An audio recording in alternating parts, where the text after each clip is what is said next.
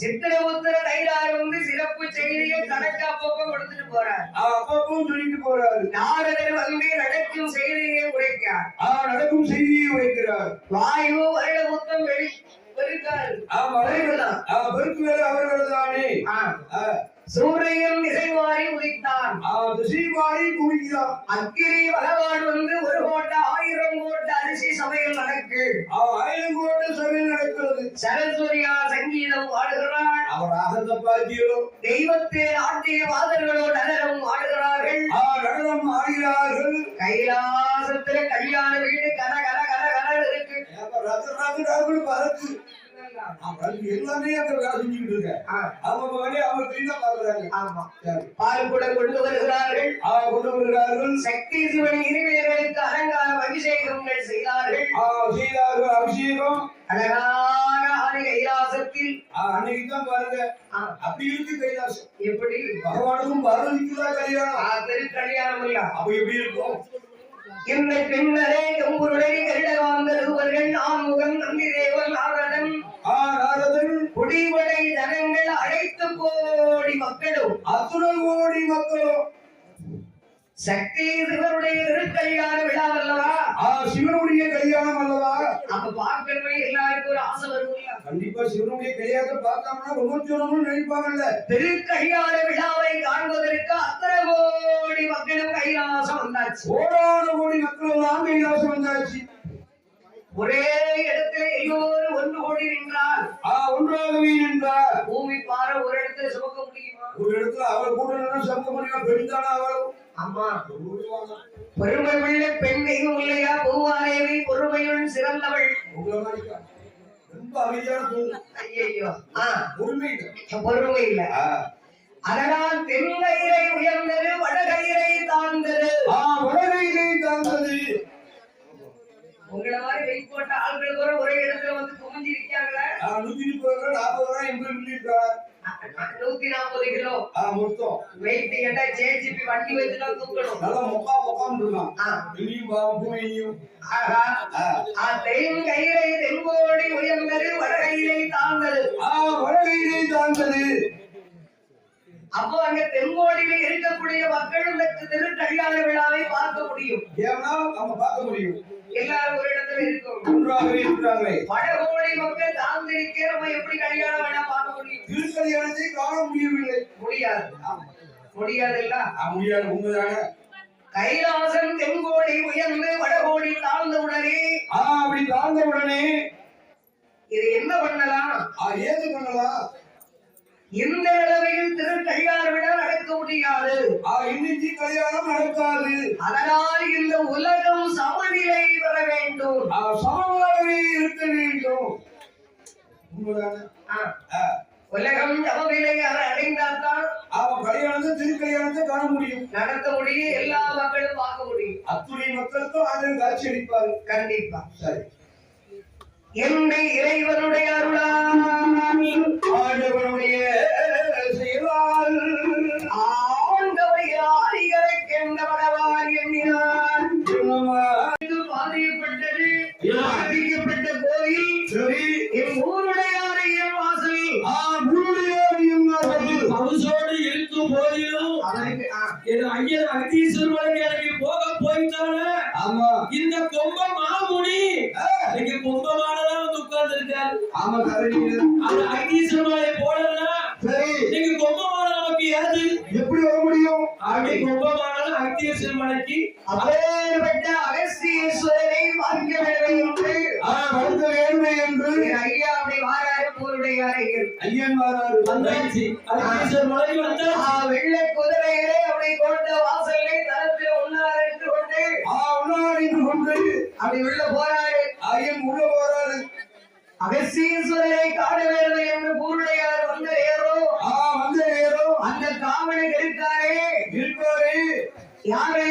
ஐயனுக்கும் ஐயனான சுவாமி பெரிய சுவாமி கொம்புமுனி கொம்புமுடி பெரிய சுவாமி கொம்புமுனி பெரிய சுவாமி குதிரையிலே வரக்கூடிய போருடைய ஐயரை கைகாட்டி வழிமறித்தார். கைகாட்டியே வழிமறிக்கிறார். கையை காட்டி வழி வருஷம் வெள்ள குதிரை போகும் போது கொம்பமாடி இப்படி கையை நிப்பாட்டிட்டார். யாரு? ஏய் நில்லு நில்லு. யாருடைய காவல்? யாரப்பா? என்னுடைய காவல். இது யாருடைய கோட்டை, யாருடைய காவல் தெரியுமா? யாருடைய காவல்? கும்பத்திலே தோன்றிய கும்பமணி பெரிய சுவாமி என்னுடைய காவல். கொம்புமுனி பெரிய சுவாமியுடைய காவல். என்னுடைய அனுமதி இல்லாமல் அனுமதி இல்லாமல் கோட்டைக்குள்ள நீ போக முடியுமா? யாரும் போகக்கூடாது, போக விட மாட்டேன். பெரிய சுவாமி காவலையே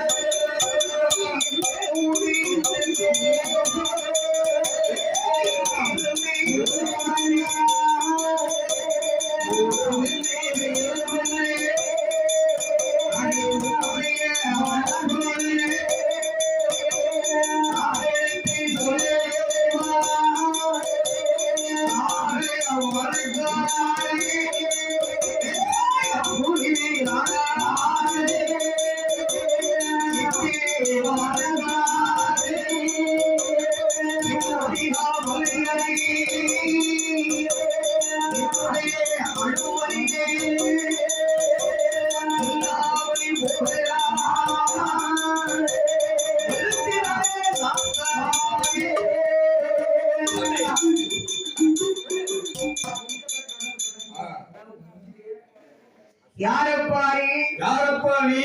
உனக்கு எந்த ஊரு, எந்த தேசம், எங்கிருந்து எங்கு வருகிறாய்? விவரத்தை தெளிவாக சொல்லு.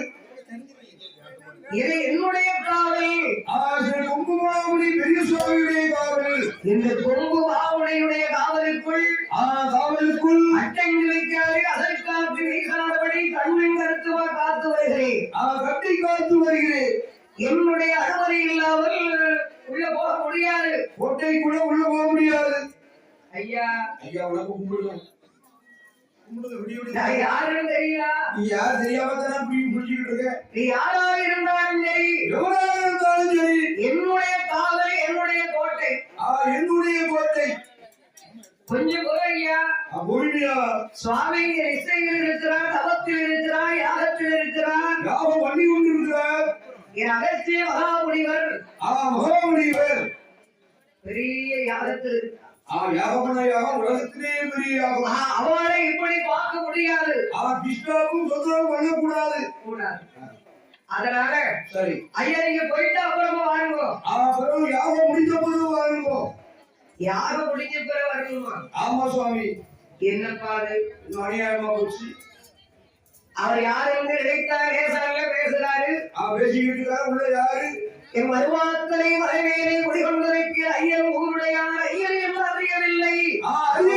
புரியவில்லை. அப்படி கேட்டிருப்பாரா?